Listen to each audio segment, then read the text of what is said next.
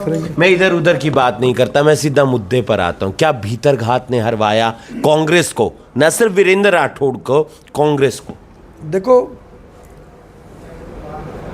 हराना तो किसी के हाथ में नहीं होता, पर मदद करना तो हाथ में होता है। वो भीतरघात भी रहे वो तो हर सीट पे होते हैं। वो तो बीजेपी में भी होते हैं, कांग्रेस के अंदर भी होते हैं। पर भीतरघात वो होता है जो अंदर से आघात हो। हमारे यहाँ पे अंदर से वाला आघात नहीं था, हमारे यहाँ तो खुला ही आघात था ना। हमारे यहाँ तो जो कांग्रेस के 3 लीडर थे वो खुलेआम ही थे, तो उनका तो पता था कि ये कर रहे हैं, कोई भीतर चुपचाप आघात थोड़ी था।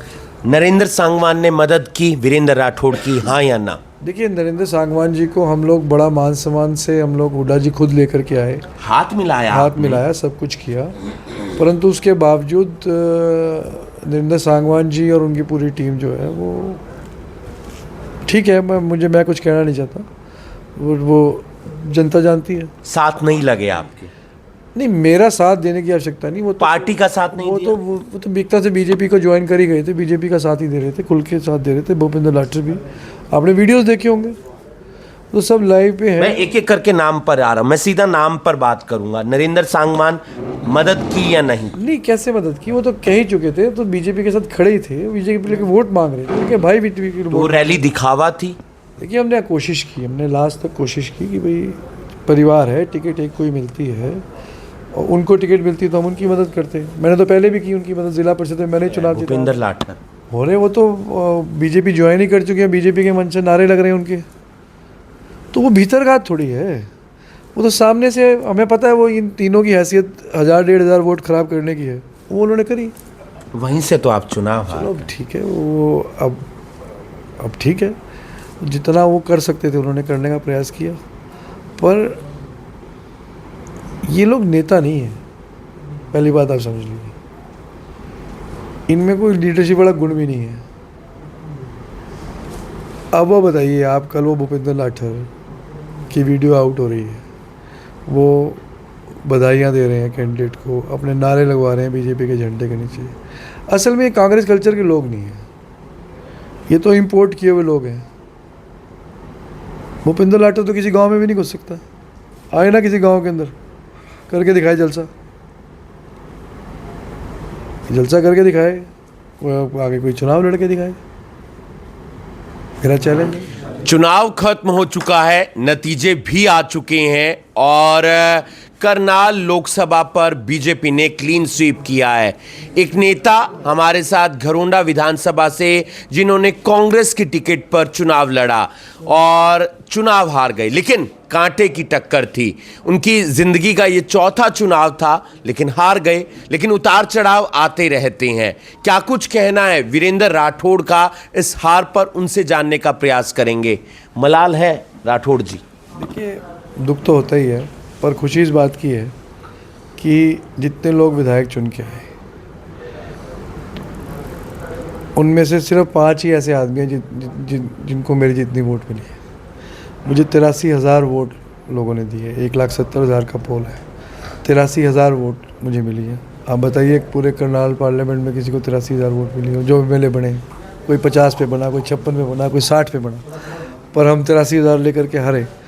तो देखो, थोड़ा मलाल तो रहता है, पर ठीक है। इसका मतलब ये है कि 50% जनता हमारे साथ खड़ी है, तो जनता का आपके माध्यम से शुक्रिया अदा करते हैं। आप सब साथियों का भी शुक्रिया अदा करते हैं कि भाई आप लोगों ने बहुत हमारा सहयोग किया। और दूसरा, अगर बनते भी विधायक तो भी विपक्ष में बैठना था, संघर्ष के रास्ते पे चलना था। तो अब सिर्फ इतना ही है कि कमरे में नहीं बैठेंगे, सड़कों पे संघर्ष तो वही रहेगा, मुद्दों के खिलाफ संघर्ष रहेगा।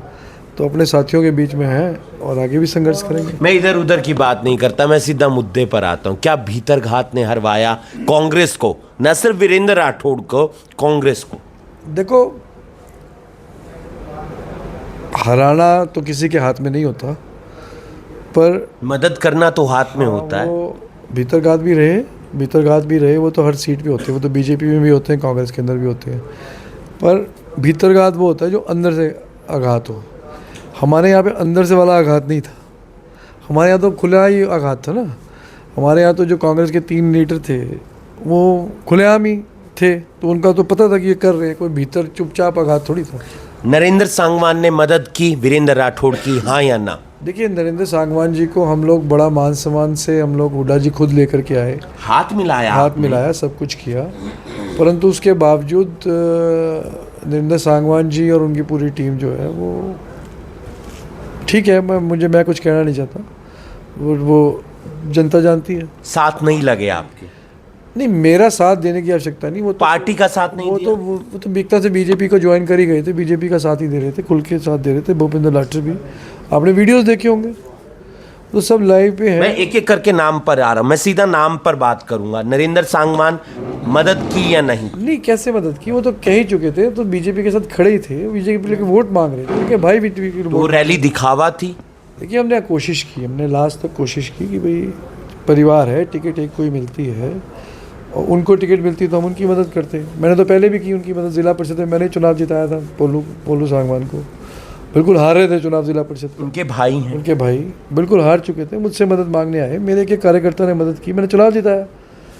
मदद करने के बाद तो पहली बार मौका आया था उनको मेरे में, उसके बाद तो मैंने चुनाव अब लड़ा, पर चलो ठीक है, उनको ज़्यादा दुख था तो नहीं वो कर पाए। रघुवीर संधू?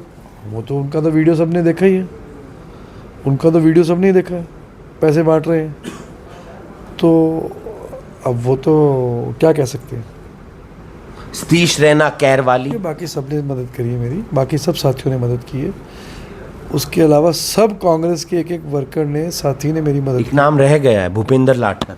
हो रहे, वो तो बीजेपी ज्वाइन ही कर चुके हैं, बीजेपी के मन से नारे लग रहे हैं उनके, तो वो भीतरघात थोड़ी है, वो तो सामने से हमें पता है वो इन तीनों की हैसियत 1000-1500 वोट खराब करने की है, वो उन्होंने करी, वहीं से तो आप चुनाव हारे। चलो ठीक है, वो अब ठीक है, जितना वो कर सकते थे उन्होंने करने का प्रयास किया, पर ये लोग नेता नहीं है, पहली बात आप समझ लीजिए, इनमें कोई लीडरशिप वाला गुण भी नहीं है।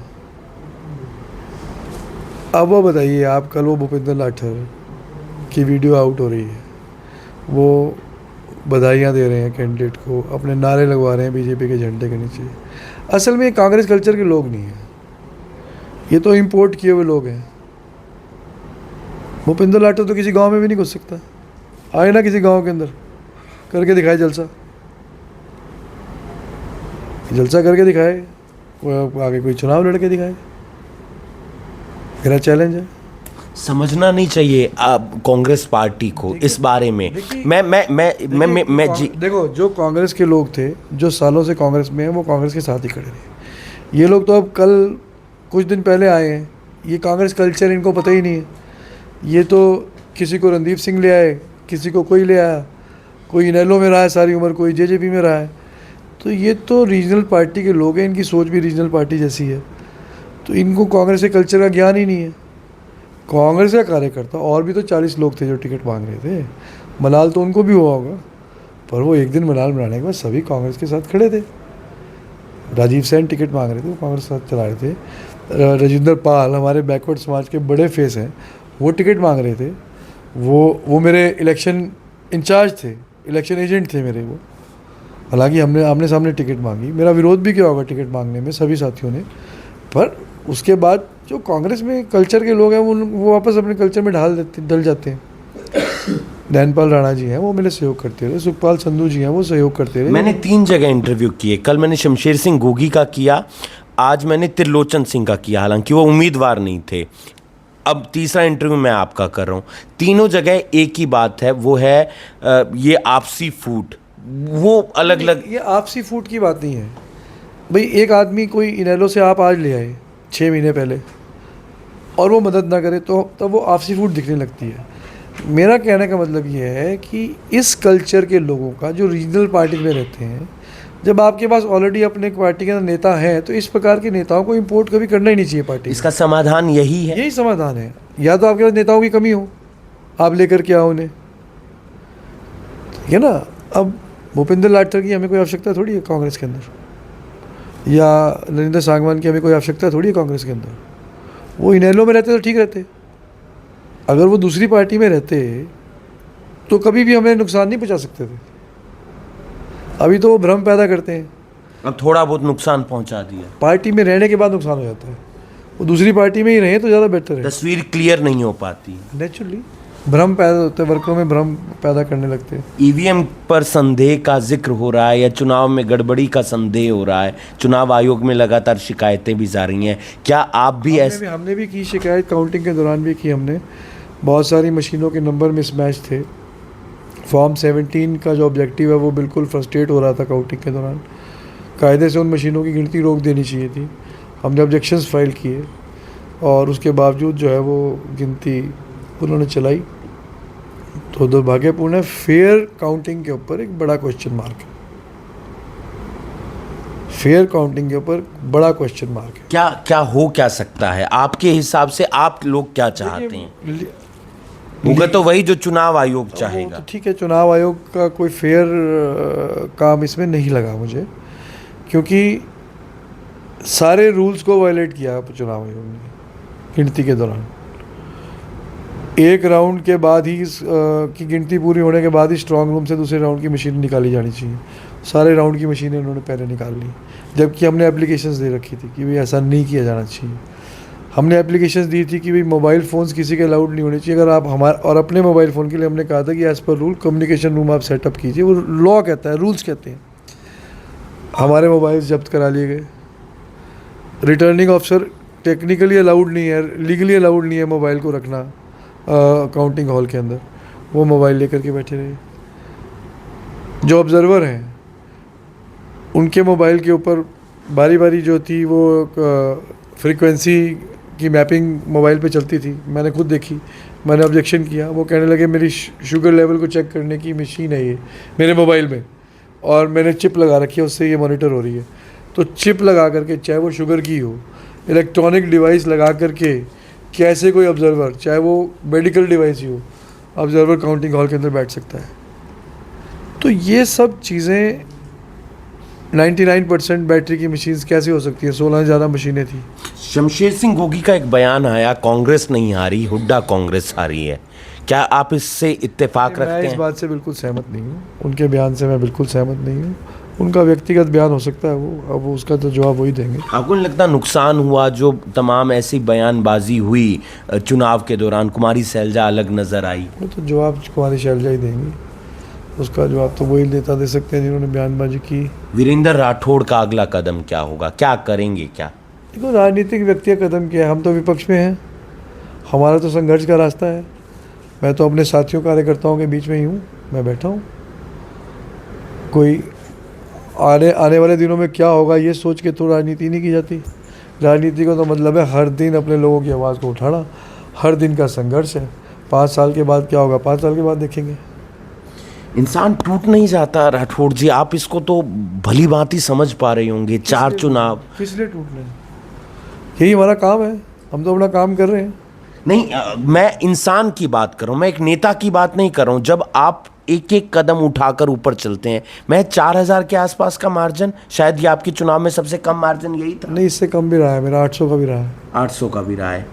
क्या मलाल नहीं होता यार, कहाँ मिस्टेक रहेगी? रात को सोचते नहीं होंगे? मैं अपनी लाइफ में सोचता हूँ, आप सोते वक्त या इस तरीके से? सब सोचते हैं। हमने इस बार टारगेट सेट किया था कि 80,000 वोट लेके आएंगे। पिछली बार 62,000 पे एमएलए बना था, 67,000 पे। इस बार हमारा टारगेट था कि 80 प्लस लेनी है। तो मैंने साथियों का नहीं, 80 प्लस नहीं, 90 का टारगेट रखेंगे। पर जो टारगेट कोर टीम रखना चाह रही थी उससे ज़्यादा हमने अचीव किया। We got 83,000 votes. तो 49% वोट पे असंभव सा होता है हारना। 49% वोट पे अक्सर कैंडिडेट्स कभी चुनाव हारते नहीं। 37-38 पे भी हम अक्सर जीत जाते हैं। अब आप 48% लेकर के हार गए, बिल्कुल बाइपोलर चुनाव हो गया। हर वोटर डिवाइड हो गया एक तरह से, BJP versus Congress, every vote. तो 2 में से एक आदमी मुझे डाल रहा है, दूसरा उसको डाल रहा है, एक आदमी मुझे डाल रहा है। तो इतना कांटे पे बाइपोलर चले जाना, वो भी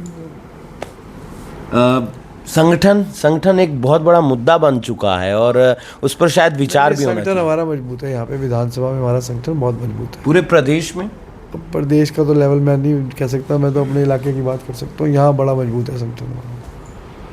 और मंथन होना चाहिए हार पर, कांग्रेस की हार पर, पूरे 90 सीटों तो पर। है ही, वो तो होता ही है, हर बार होता है, कांग्रेस में भी होगा। एक आखिरी बात और एक नेता का और जिक्र करता हूं चलते चलते। दिव्यांशु बुद्धि राजा, लोकसभा का चुनाव उन्होंने लड़ा, 9 की 9 विधानसभाएं उनके अंडर आती हैं। चुनाव लड़ा, आप 2.5-1 लाख मार्जिन से हारे। आपने इस बात को भी कहा कि मेरा वोट परसेंटेज बढ़ा है। 9 की 9 विधानसभा हार जाते हैं। सिर्फ जहां तक मैंने देखा उन्हें वो ज़्यादा नज़र आए पानीपत ग्रामीण में। तो वही बता सकते हैं, मैंने तो क्या। फिर भी आपको लगता नहीं है कि एक जो नेता है, लोकसभा का नेता है, वो पूरी तरह प्रचार करे? देखो वो तो वही बता सकते हैं, मैं तो क्या उसके बारे में जवाब दे सकता हूँ। नए हैं अभी तो उनको यहाँ अभी लोग उनको जानने लगे हैं, इतना कोई प्रभाव अभी वोट बैंक के ऊपर नहीं है। तो घरोंडा की जनता से क्या कहेंगे? घरोंडा की जनता का दिल से धन्यवाद करता हूँ, अपने कार्यकर्ताओं का दिल से धन्यवाद करता हूँ जो बड़ी मजबूती के साथ हर बूथ पे डटे रहे, और उनसे आह्वान भी करता हूँ कि घबराने की आवश्यकता नहीं है, और हम लोग हैं बैठे हैं बीच में, हर संघर्ष में उनके साथ हैं, उनके बीच में ही रहेंगे। दीपेंद्र जी से बात हुई? मेरी भी हुई नहीं, आज करूँगा बात, आज या कल में करूँगा। बहुत बहुत शुक्रिया, आपने वक्त दिया। वीरेंद्र राठौड़ चुनाव भले ही हार गए हों, लेकिन कहा है सड़क से संघर्ष जारी रहेगा। लेकिन इसके साथ साथ तमाम घरोंडा के जो कांग्रेस के नेता हैं उन पर जमकर बरसे हैं, और अब ये कहा है कि पार्टी को तय करना है कि आगे किस तरीके से इस पर मंथन किया जाए और कैसे पार्टी को आगे लेकर चलना चाहिए। लेकिन समझना होगा कांग्रेस को कि अगर एकजुट ना हुए तो फिर आने वाले समय में भी इसका खामियाजा भुगतना पड़ सकता है। अभी ब्रेकिंग के लिए करनाल से हिमांशु नारंग।